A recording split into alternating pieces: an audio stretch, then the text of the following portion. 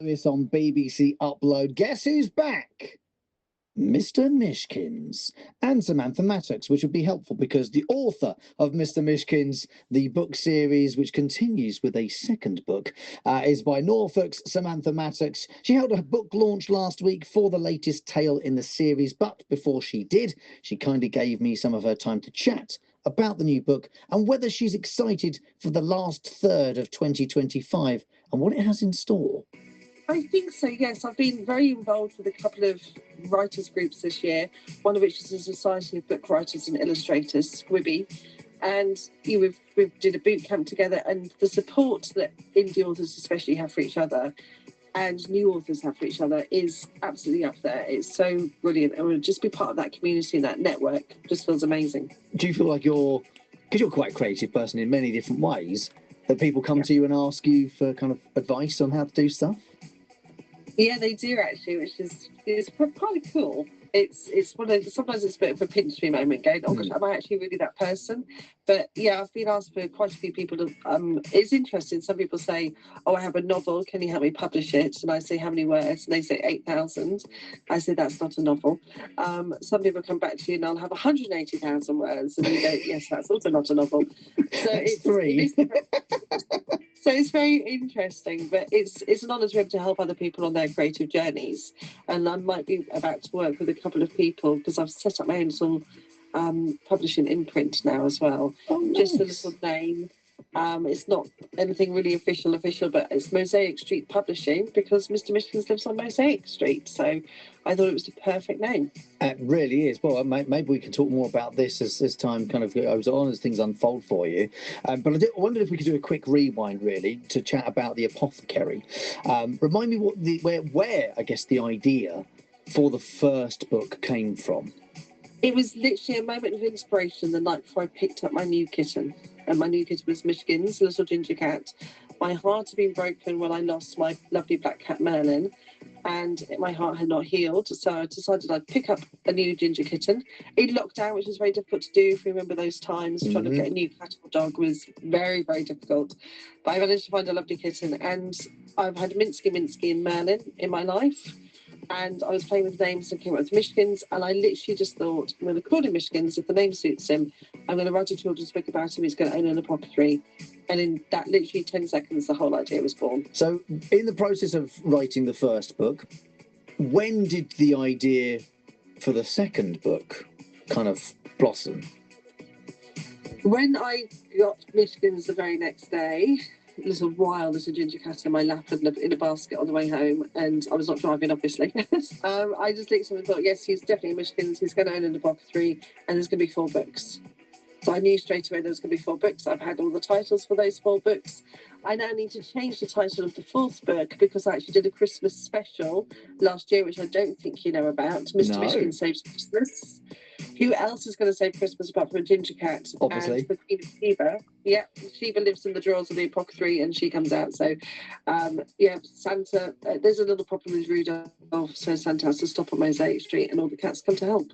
I thought we were talking about book 2. Technically, we're talking about book 3. I want everyone that hears Upload to think that they can do it as well. You know, there is no one right way of doing something. Correct. The only limitation really is your allowance, your kind of acceptance to say, oh, giving yourself permission. You don't have to know how, because none of us know. You didn't know how to write a book. If you don't mind me saying, Samantha, you didn't really know how to write a book before you wrote any of your books, did you? Correct. You just get on and you just do it, and you just follow yourself, trust your own path, trust your own voice. And that's really, really important. It's so easy for other people to say, oh, you shouldn't do this, you shouldn't write that, you shouldn't go for that, people aren't going to like that, you mustn't write about that. No, you write about yourself, you write about your truth, you write your words. And if you're that authentic and that honest in your words, then people will respond to it. It is technically still book 2 in the Mr. Mishkins series. Where are we going with this adventure? So it's back in the apothecary, and it's a little bit more familiar now. And whereas we had the little boy Luca in book 1, book 2 is a girl called Celine. Her dream is to go and dance on the moon because she thinks that there's mice on the moon. and that's her dream in life. And whether that happens or not remains to be seen. You have to read the book. And it's exactly the same. There's quite a beautiful scene that accidentally ended up running through the book. And there's like the darks, there's all the stars and looking at the skies. And then there's the moon, obviously, itself is a feature throughout the book. And it just ended up quite lunaresque. And then we have a little moment because there was amazing parental feedback on book one. There were two parents in particular stood out. And one of them, her son is ADHD, autistic, PDA, and dyslexic. And he hated reading, hated being read to because he couldn't be read to, because he couldn't read the words himself. Very, very frustrated little boy. And she got him Mr. Mishkins because he loves cats. And he came in from school the next day. They actually managed to read a whole chapter. And he came in the next day and said, "Please, can you read to me?" And that's the first time he'd ever asked to be read to. Mr. Mishkins is his favourite book. And he dressed up as Mr. Mishkins for World Book Day. I've had parental pictures of their kids dress up as Mr. Mishkins on World Book Day, which is just reduces me to tears, as you can imagine. I bet it does. And I spoke to the mum before I was writing this book, and I said, "How is the little boy?" And she said, "Yeah, can you write him in?" So I've actually written him in, and he's the Jeopardy character. And he's so frustrated he jumps into the apocryphal drawers where no human has ever been before. And it's a race to see whether the apocryphal emotions will overwhelm him or whether the cat and a new little character who's going to have his own spin-off series can save him. I really want to highlight the importance, as any maker creative, to be in the moment, because I think it could have been very easy, if you don't mind me saying, and if I'm wrong, correct me, Samantha, for you to have had the idea for the second book in your head, and whilst having all this lovely feedback and all this lovely communication with people who enjoyed book one, kind of said, "That's wonderful, but here's book two. I've got to stay in this lane." You were open-minded enough to kind of go, "Well, we can weave things in here. We're allowed to," because here's the nub of it. It's your story, Samantha. You can do whatever you like with it. Exactly. There is actually another little boy in the book as well who is real, and he was very influential in the first book, and he absolutely loved it. He was one of the first readers, and he loved it so much. And I've actually found out literally about 2 weeks ago he doesn't even like cats because he's just not used to cats. Wow. He's never been around cats, and that's understandable. But he absolutely loves this book, and I got the most amazing voice note from him after he read the first few chapters of this book. And again, I was just in floods of tears. And it's just, if you can just touch one child's mind, one child's life, if you can. The other parental thing which was amazing was an older girl, but she hated reading, and she now is a voracious reader because of Mr. Mishkins. And that was the book that turned her on to reading. And if you can just touch a child's mind in that way, touch their hearts, open up their world, because reading really does open up worlds for others, that's changed a child's life in an amazing way. And I feel very grateful and humbled to be able to do so. The power of art, beautifully summed up by author Samantha Mattocks there. More of my chat with Samantha next. What do you need to do to be an author, or a podcaster, or a comedian? The answer is actually the same thing. No matter what tickles your pickle, make something. Once you have taken an idea from your head and made it into a thing, you are that thing. The only person stopping you is you.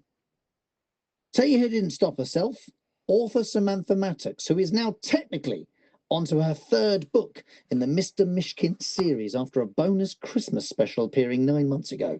Now, Samantha and I caught up recently to talk more about any apprehension she had before she dived into the world of children's books.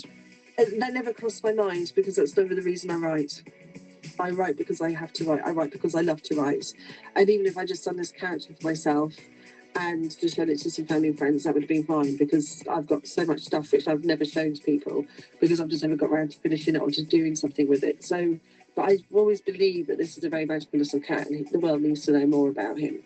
And so to get that kind of response and feedback, and then the early feedback I've already had from book two, I paid for an editorial review, and the lady described it as very Studio Ghibli-esque, which I did have to go and look up, and I was just like, wow, yeah, that's really, really quite high praise. And he's starting to get his own little fan club, and he deserves to. And yeah, he's such a clever little cat. He's over there in the corner, fast asleep, if you can see him. Yeah, as cats are, corners and asleep.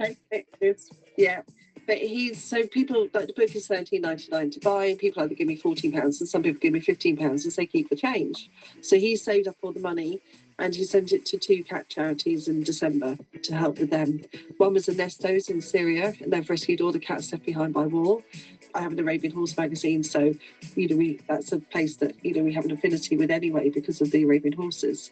But he sent the money there, and they actually got bombed in October, and thousands of cats they had there all fled back to their base because they had somewhere to go, and they didn't lose a single cat.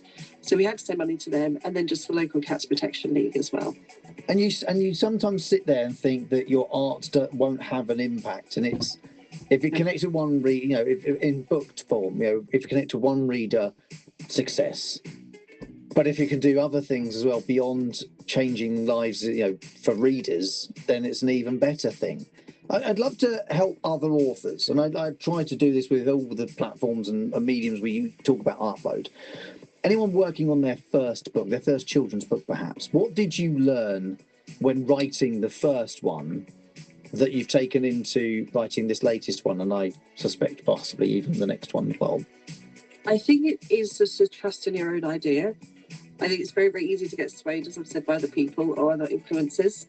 And I had that idea and I stuck to it. I knew the views, and it was just, and be open as well to feedback, because you can get very precious about your own words because they're your words.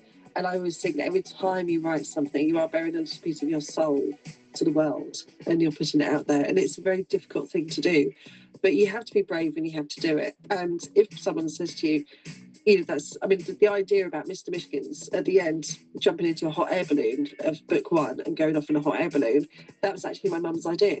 And she said, maybe you'd hop in a hot air balloon and goes away rather than walking down the street. I said, that's a brilliant idea. And it can have rainbow silks to tie in with the storyline.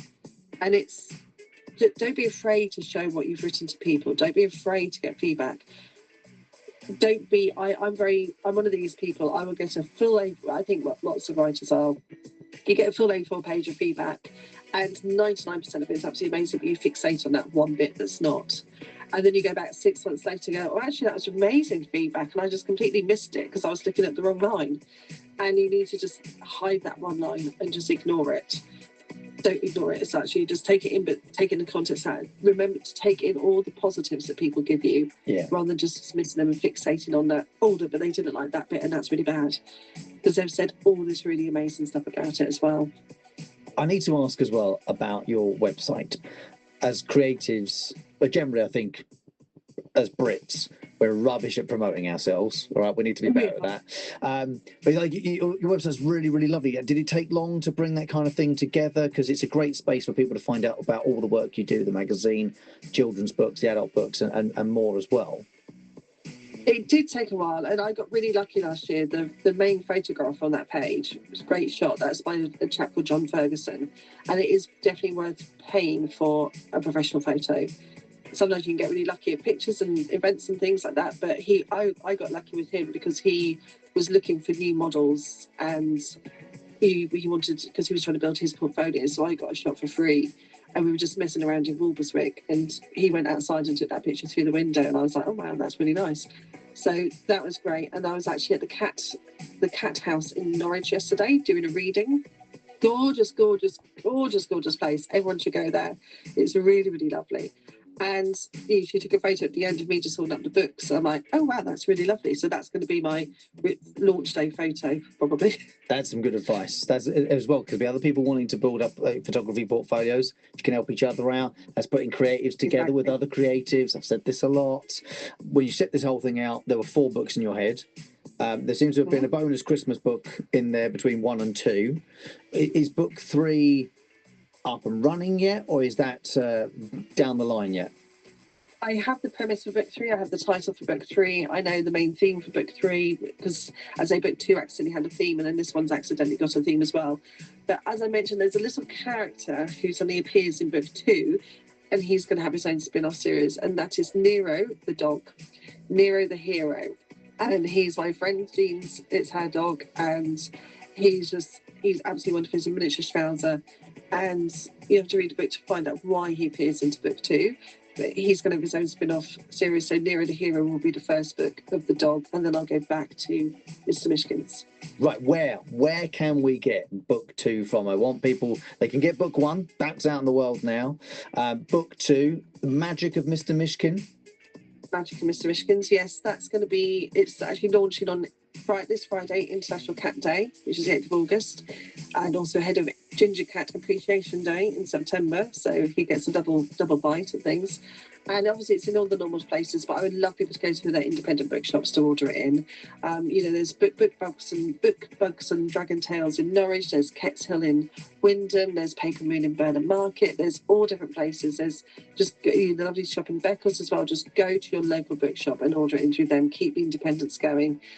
Go and make that connection with your local bookshop, and go to their events, go and support them, because we need them. We need them to keep us writers going. Samantha, I was so pleased to see news of the book 2 in the upload. I'm really grateful to you for trusting us to talk about it as well.